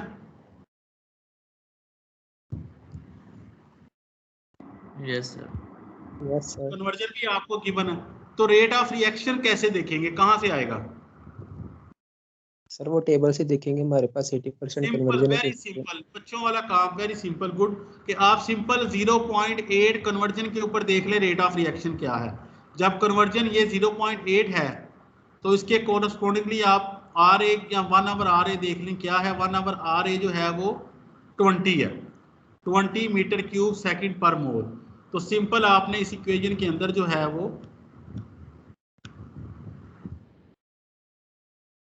सर ये 0.8 पे क्यों देखे हैं? क्योंकि वो खुद हमें कह रहा है कि हमने जो है वो कन्वर्जन करनी है 80%, 0.8, तो हमने 80% तक देखना है कि 80 पे क्या 0.8 पे रेट ऑफ रिएक्शन जो है वो क्या है। Okay sir. तो ये सिंपल हमने इक्वेशन के अंदर लगाया तो हमारे पास वॉल्यूम आ गया 6.4 मीटर क्यूब। 6.4 मीटर क्यूब, तो इसको डेसीमीटर क्यूब में लेकर जाना है, लीटर्स में लेकर जाना है, तो 6400 लीटर।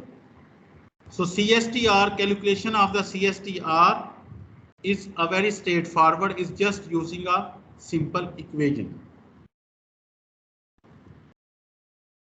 पार्ट बी में कहता था जी कि पार्ट बी में देखें, shade the area in figure 2.2 that would give the CSTR volume necessary to achieve 80% conversion, कि फिगर 2.2 में उतना वॉल्यूम जो है ना वो शेड करें। तो बेसिकली हम ये वॉल्यूम कहाँ तक आएगा कि ये जो 0.8 कन्वर्जन है यहाँ से जो ये जो वॉल्यूम है इतना ये ये शेडेड एरिया हो जाएगा। ठीक है, सो this is a very very simple example. Example 2.3 देखें कि sizing of plug flow reactor. अब प्लग फ्लो रिएक्टर को किस तरह साइज करना है, ये बड़ा जो है ना एक इनिशियल डिजाइन है, एलिमेंट्री डिजाइन है कि इनिशियली आपने एक रफ सा एस्टीमेट लेना है कि प्लग फ्लो रिएक्टर का कितना वॉल्यूम रिक्वायर्ड होगा। तो उसके लिए ये एग्जांपल है, जिस तरह हमें पिछली एग्जांपल में आपने देखा है कि प्लग फ्लो कि CSTR के लिए जो है वो कितना वॉल्यूम जो है वो रिक्वायर्ड है।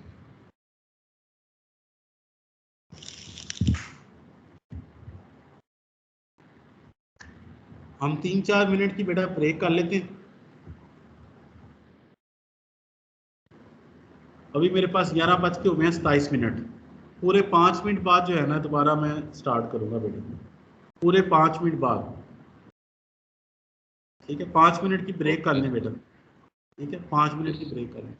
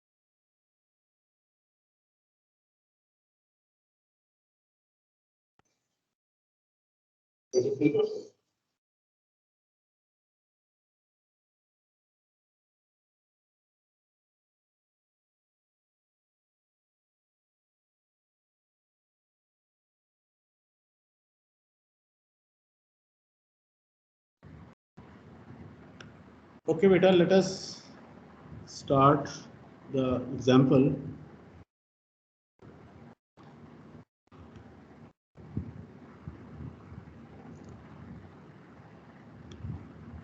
जी बेटा, हमने एग्जाम्पल को करनी है एग्जाम्पल 2.3।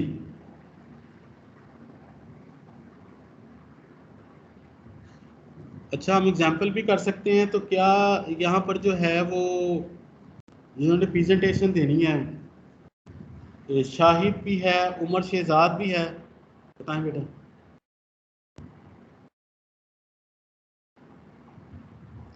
उमर शहजाद है, तौसीफ है, शाहिद है, बैच रिएक्टर था Bareera Khalid.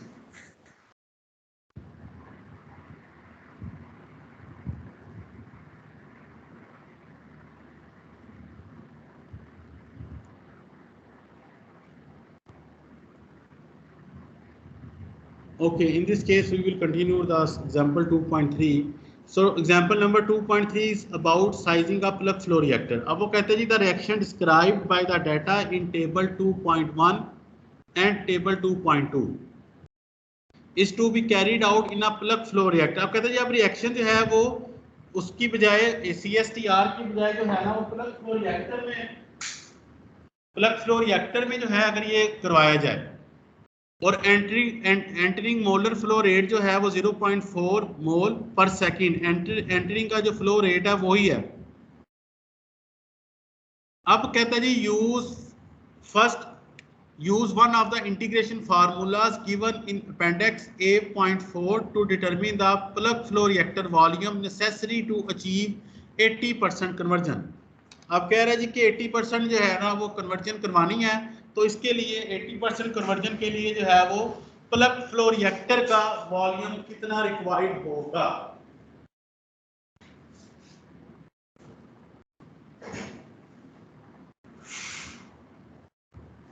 So we have to calculate the plug flow reactor volume.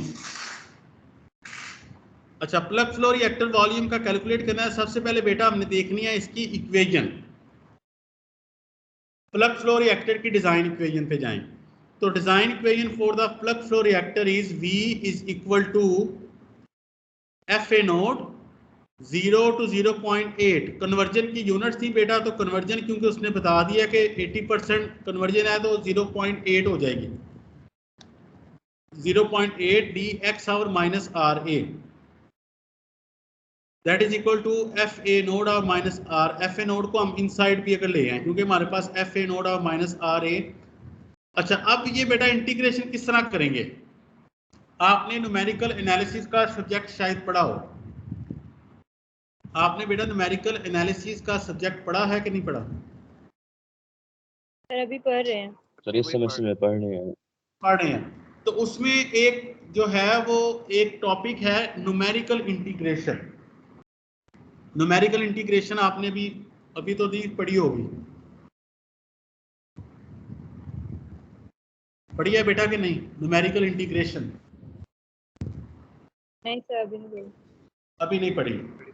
तो एक तो होता है बेटा एनालिटिकल इंटीग्रेशन। इंटीग्रेशन के जो फार्मूलाज होते हैं, जिस तरह आप FSC में करते आए इंटीग्रेशन बहुत आपने की, या इस तरह दूसरे मैथमेटिक्स के कोर्सेज में की। तो एक तरीका होता है इंटीग्रेशन का कि आपको इंटीग्रेशन आपने करनी होती है by numerical methods. Numerical method का ये मतलब होता है कि आपको फंक्शन की पॉइंट वैल्यूज गिवन होती हैं। अब हमने ये वॉल्यूम कैलकुलेट करना है ना प्लग फ्लो रिएक्टर का, और इसकी ये इक्वेशन है, और 0 से लेकर 0.8 तक हमने FA नोड और माइनस RA को इंटीग्रेट करना है dx के लिहाज से। यही करना है ना, FA नोड और माइनस RA को इंटीग्रेट करना है dx के लिहाज से। तो इसके लिए अब हम क्या करेंगे, हम वो कह रहे थे कि अपेंडिक्स 4 में जाएं। तो आपने अपेंडिक्स 4 में जाना है, वहां पर है 5 पॉइंट क्वाड्रेटिक फार्मूला। आपकी जो बुक है ये फोगलर की बुक है, इस फोगलर की बुक में आप अपेंडिक्स A4 पे जाएंगे। अपेंडिक्स A4 में जब जाएंगे तो वहां पर होगा 5 पॉइंट क्वाड्रेचर फार्मूला। ये किस लिए होता है? ये इंटीग्रेशन को सोल्व करने के लिए होता है। कब? जब इंटीग्रेशन के फंक्शन के डाटा पॉइंट्स हमें गिवन हो। ठीक है, इसका फार्मूला क्या है? इसका फार्मूला बेटा यहाँ मैंने आपकी आसानी के लिए जो है ना वो कॉपी कर दिया है, जो आपके सामने है कि अगर आपने function f of x dx को इंटीग्रेट करना है starting from the limits x naught to x4। f of x function है, इसको dx के लिहाज से इंटीग्रेट करना है।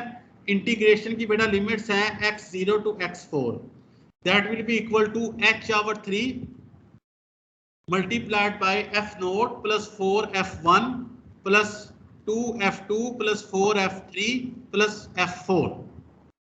जबकि h जो है वो क्या चीज है? h है इंटरवल, और h का फार्मूला है x4 minus x note divided by 4। Basically x note और x4 क्या चीज है? x नोट है बेटा लोअर लिमिट, x4 जो है बेटा अपर लिमिट। अब मुझे बताएं हमारी ये जो प्रॉब्लम है इसमें h कितना है? जल्दी से 1 सेकंड कैलकुलेशन है। h कितना है?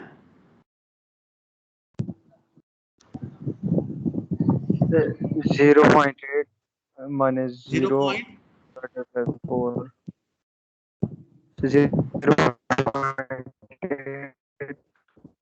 माइनस जी बेटा सिंपल है बेटा, बताएं ना। यानी लोअर लिमिट सर हमारी 0.2 0.2 लोअर लिमिट, हाँ लोअर लिमिट हमारी 0 है, अपर लिमिट हमारी 0.8 है। तो 0.8 माइनस 0 डिवाइडेड बाय 4, तो 0.2 आंसर आ गया। तो ये h जो है बेटा हमारे पास, h कह लें या डेल्टा x कह लें, तो ये हमारे पास आ गया 0.2। ये देखिए मीन 0.2 का मतलब है कि पहला पॉइंट होगा हमारे पास x इज इक्वल टू 0 पे, दूसरा पॉइंट होगा conversion x is equal to 0.2 पे, तीसरा पॉइंट होगा 0.4 पे, यानी 0.2 ऐड करते जाए ना। चौथा पॉइंट होगा 0.6 पे, और पांचवा पॉइंट होगा 0.8 पे। ये समझ आ गई बेटा इस चीज की? मींस अब इस फार्मूले को यूज करेंगे कि h/3 की जगह हमारे पास क्या आ जाएगा? 0.2 divided by 3।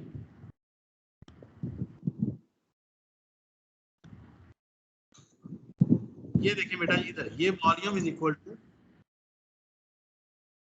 0.2 divided by 3 plus f node.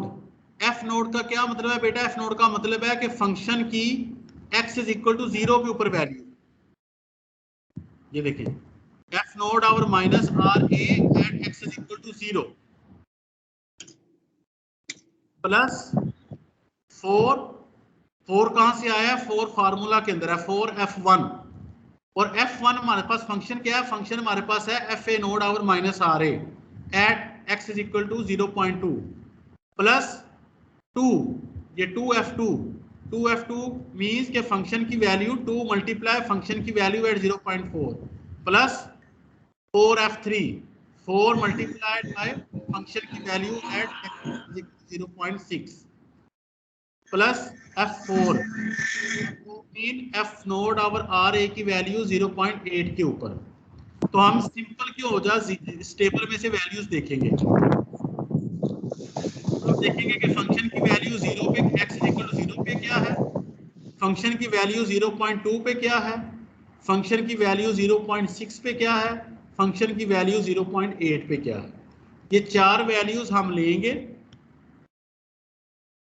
और ये चार वैल्यू जो है, जो ये वाला फार्मूला आपको बताया है 5 पॉइंट क्वाड्रेचर फार्मूला, उसमें हम पुट कर देंगे और ऐड कर देंगे, तो वॉल्यूम हमारे पास आएगा 2165 डेसीमीटर क्यूब।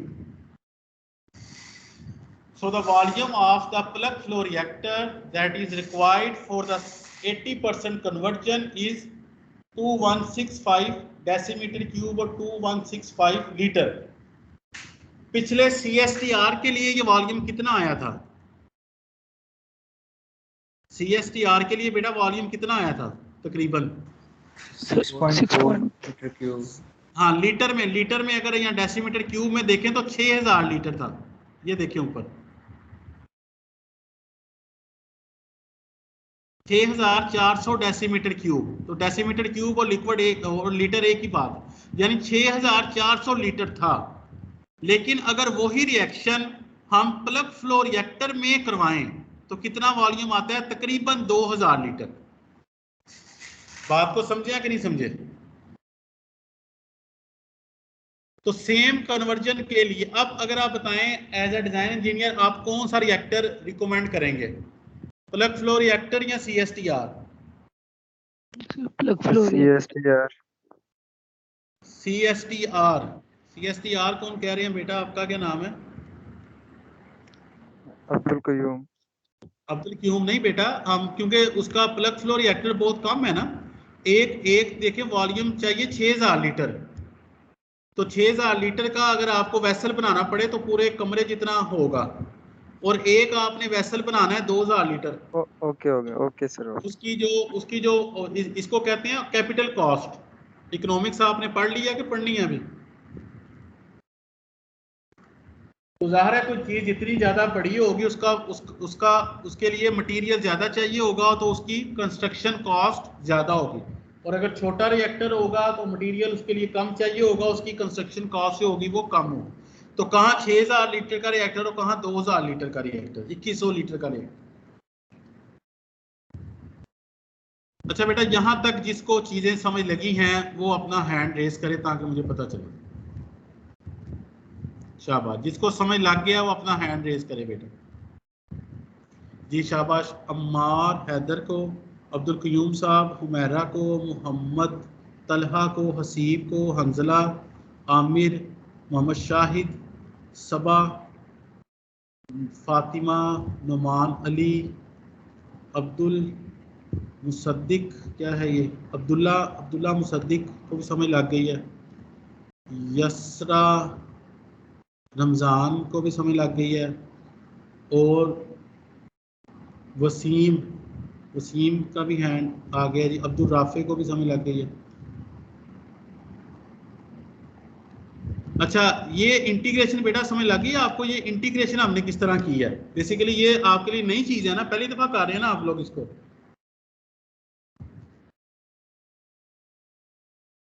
तो ये इंटीग्रेशन का सिंपल ये फार्मूला है, आप जरा इसको पढ़ेंगे A4 में जाके देखेंगे तो ये 5 पॉइंट क्वाड्रेचर फार्मूला के फंक्शन इसके लिए ये तरीका है कि जब आपके पास डाटा पॉइंट्स हों, तो अगर आपके पास 5 डाटा पॉइंट्स हैं, फंक्शन की वैल्यूज है 5 पॉइंट के ऊपर, तो आप सिंपल ये वाला फार्मूला बेटा यूज करके तो हम इंटीग्रेशन कर सकते हैं।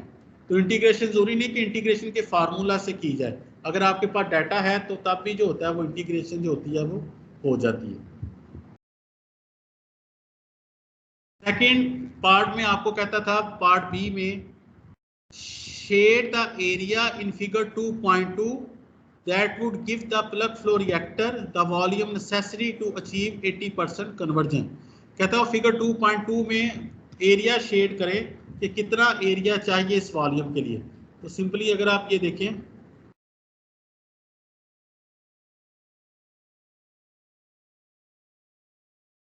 एरिया जो है ना, ये ग्राफ है फिगर 3.1 में कि प्लग फ्लो रिएक्टर का वॉल्यूम जो चाहिए वो कह रहा है जी 2.16 मीटर क्यूब चाहिए। ठीक है, 2165 डेसीमीटर क्यूब या 2.165 मीटर क्यूब। तो ये कन्वर्जन 0.8 तक चाहिए ना, तो 0.8 तक जो है उसके नीचे ये जितना भी एरिया अंडर द कर्व है, ये area would be corresponding to the reactor volume. ठीक है, एरिया अंडर द कर्व, किसकी curve? Levenspiel plot. Levenspiel plot क्या होता है? FA node over minus RA और कन्वर्जन के दरमियान ग्राफ। एक सेकंड इंटीग्रेशन होती है बेटा ग्राफिकल इंटीग्रेशन। ग्राफिकल इंटीग्रेशन भी हम कर सकते हैं। वो किस तरह कर सकते हैं कि हम ये area under the curve calculate कर लें, ये 0.8 तक यहाँ पर लाइन लगाएं। अब ये जो एरिया अंडर द कर्व आ रहा है ना, इस एरिया अंडर द कर्व को कैलकुलेट कर लें, तो दैट एरिया कैलकुलेट अगर आप करेंगे तो यही आंसर आएगा जो भी हमने कैलकुलेट किया। So we can do the graphical integration as well. Graphical integration is the area under the curve, कितना up to the conversion 0.8। तो एग्जांपल्स बेटा सिंपल एग्जांपल्स है। ये चैप्टर 2 जो है ये जो स्लाइड्स मैंने भी आपको शो की हैं, ये पूरा चैप्टर 2 हमने भी स्टडी किया है, ये कंप्लीटली यहाँ से ही लिया है। तो आपने ये चैप्टर नंबर 2 को जो है ये फोगलर की बुक में से जो है वो आपने इसको स्टडी करना है अच्छी तरह, कन्वर्जन एंड एक्सरसाइजिंग, ठीक है। और उसके बाद जो एग्जांपल्स दी गई हैं वो एग्जांपल्स जो है उनको अच्छी तरह करना है, जो मैंने चीज़ें बताई हैं उन चीज़ों को अच्छी तरह करना है। आई थिंक कि कल आपका जो है वो एक कल आपका आई थिंक क्विज भी है, और कल जो है वो आपका असाइनमेंट का लास्ट डेट भी है। सीआर साहिब कहाँ पर हैं?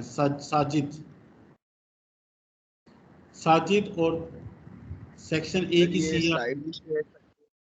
जी बेटा, स्लाइड्स शेयर करते जो हमने असाइनमेंट में लिखनी है स्लाइड्स, वो कैसे लिखेंगे सर? हाथ से लिखनी है बेटा। सर वो तो लिख लेंगे, पर डाटा होगा तो सर पास लिखेंगे। ये बेटा ये डाटा ये बुक में शो तो किया आपको, यही सारा कुछ है। जो कुछ मैं बोल रहा हूँ अब वो तो मैं लिखा हुआ नहीं ना दे सकता आपको, जो मैंने आपको बोला है इतना, वो जो मैंने आपको कहता हूँ कि अपने पास लिखते रहे चीज़ें, तो वो अब मैं कैसे लिखी हुई, वो तो आपके पास लिखी हुई होंगी ना, मेरे पास तो नहीं है लिखी हुई। और स्लाइड्स जो हैं बेटा वो सारी बुक में से ही हैं, आप देखें टोटल ये बुक में से ही मैंने कॉपी पेस्ट किया है। ये सारी चीज़ें अगर आप देखें तो बुक से ही हैं, ये सारे फार्मूलेज आप देखें ये बुक से ही मैंने लिए हैं बेटा। तो ये आपने बेटा बुक से ही सब कुछ करना है, और साथ मेरा रिकॉर्डेड लेक्चर आपको मिल जाएगा, उसको आप दोबारा अगर आपका दिल करे, आपके पास थोड़ा टाइम हो तो आप दोबारा भी लेक्चर सुन सकते हैं।